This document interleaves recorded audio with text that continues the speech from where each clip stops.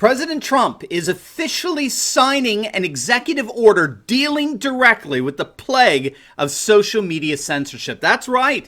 In this video, we're going to take a look at the executive order and how it addresses big tech's propensity towards censoring conservative and populist voices, and how both Twitter and Facebook in particular are already feeling its consequences. It's going to absolutely make your day. You're not going to want to miss this. Greetings, everyone. Dr. Steve here with you. Wonderful to be with you as always. If this is your first time here on this channel and you're just looking for a daily white pill of encouragement to help you through counter all the ridiculous fake news that's spewed out there from our corporatist globalist media, then you have found your oasis here. We post 2 videos a day analyzing current events, analyze some super awesome conservative trends so that you can live in the present in light of even better things to come. We help you to think better so you can feel better, right? So make sure to smack that bell and subscribe button.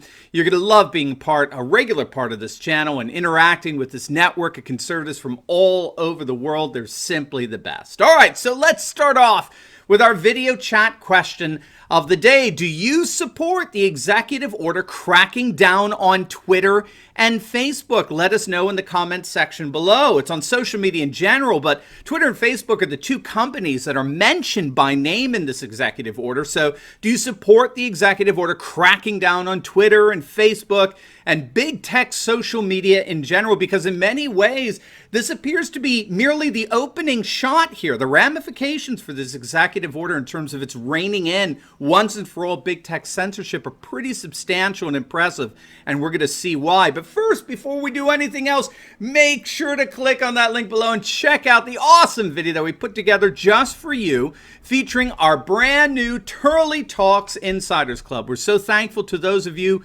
who've already signed up, and you are going to absolutely love being part of this massive group of conservatives from all over the world to network with. By becoming a member, you'll get more exclusive access to me in our journey together into this new conservative age we're embarking on.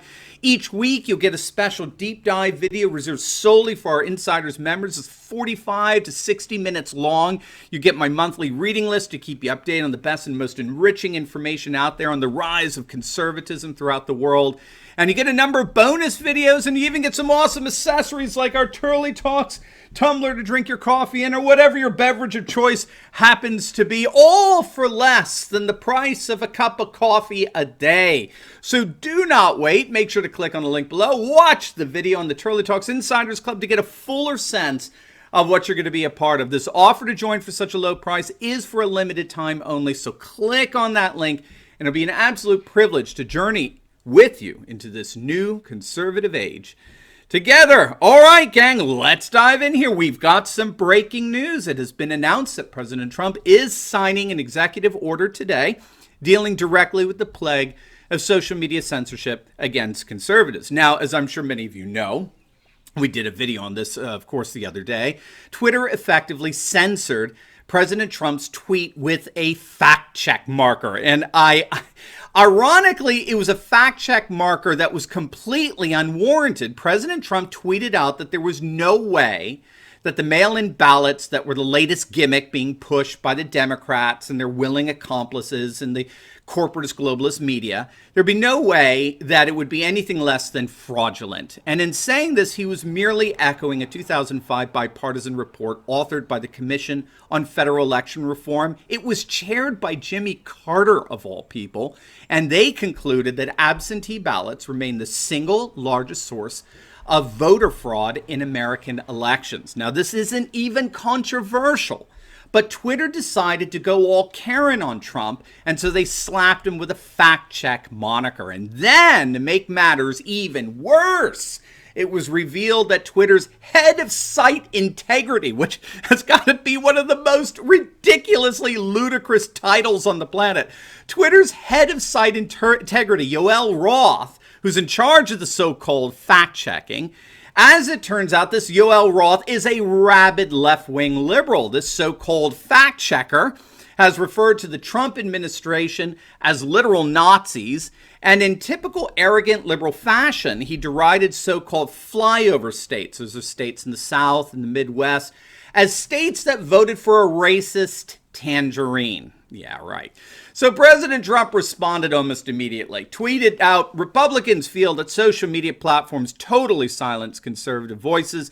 We will strongly regulate or close them down before we can ever allow this to happen. We saw what they attempted to do and failed in 2016. We can't let a more sophisticated version of that happen again. And again, Trump is absolutely right with this tweet. One study from a prof over at Columbia University found that Twitter censors conservatives over liberals at an astonishing 21-to-1 ratio. 21-to-1 in terms of censoring conservatives. So Trump is absolutely right here. I wonder if Twitter's going to fact check him now. And so now, as of today, Trump is indeed making good on his threat, and he is implementing the first step towards possibly shutting these big tech liberals down. The White House has announced that President Trump will be signing today an executive order that empowers the FCC, the Federal Communications Commission, to indeed regulate the social media giants, particularly Facebook and Twitter. Now, according to Zero Hedge, the executive order will instruct the FCC to write up a series of guidelines for American social media companies that will define what content should and should not be removed from their platforms. Now, the key here is that these guidelines are specifically for what can or cannot be removed, what can or cannot be censored within the confines of social media's liability shield. Now, which this means that the guidelines will make clear where they can overstep their bounds and engage in illegitimate censorship. Now, if you don't know, social media right now is largely treated legally as utilities. Okay, so big tech has been legally recognized as our modern public forum. We communicate publicly through these platforms. And as such, these platforms are granted immunity by the federal government from being sued if someone uses these platforms in an unethical manner. So just like the phone company can't be sued if someone, is using the phone to arrange a drug deal or a murder, that's because the phone company is a legally recognized utility, which is no more responsible for how people use their services than is, say, the electric company. Well, big tech has been legally granted this immunity, and yet they've arrogated to themselves the ability to play moral policeman and ban certain voices and opinions while allowing others. So imagine AT&T, one of our major phone companies. Imagine that AT&T listened in on one of your conversations and then decided that they were going to terminate your account because they didn't like what you had to say. That's, in effect, what big tech is doing.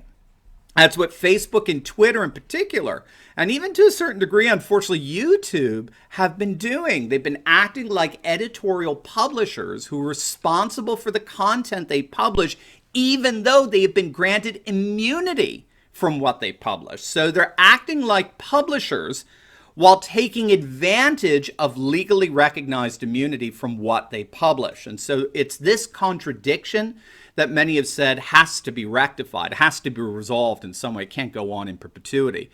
Either they're utilities, in which case they have to remain neutral and refrain from interference in the communications of their customers, or they have the right to censor. But if they have the right to censor, then they have the right to be held accountable for what gets published on their platforms, since they're the ones who have the final say on that.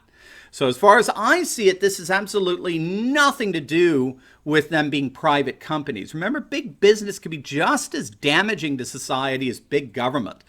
Big business can be just as damaging as big government. And so what the executive order is doing is it's empowering the FCC to regulate the guidelines for social media platforms in terms of what they can censor, while still remaining true to their utility status and the immunity privileges that come with it. And that means revisiting what's called Section 230 of the Federal Communications Act, which gives big tech its immunity. The problem is that Section 230 was drafted in the 1990s, before the rise of social media. So the executive order is going to take another look at Section 230 and see what adjustments and refinements need to be made in order to hold big tech censorship accountable.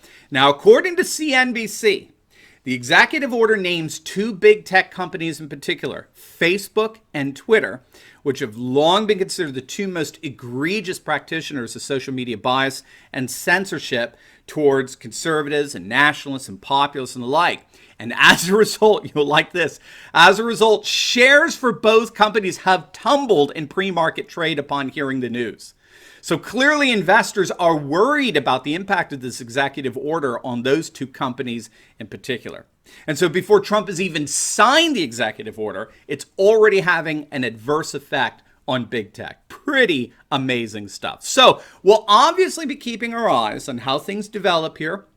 But there is no question, President Trump continues to keep his word. His regulation of the big tech companies is another instance of promises made, promises kept. Now, before you go, you'll definitely want to check out my latest video. I just uploaded. It's fascinating. The Democrats are panicking over the fact that economists are observing that we are seeing right now nothing less than the single greatest economic boom our nation has ever experienced, and it's going to completely overturn the dynamics for the November presidential election. And Democrats are panicked over it. You're going to absolutely love it. So make sure to click on the link, and I'll see you over there. God bless.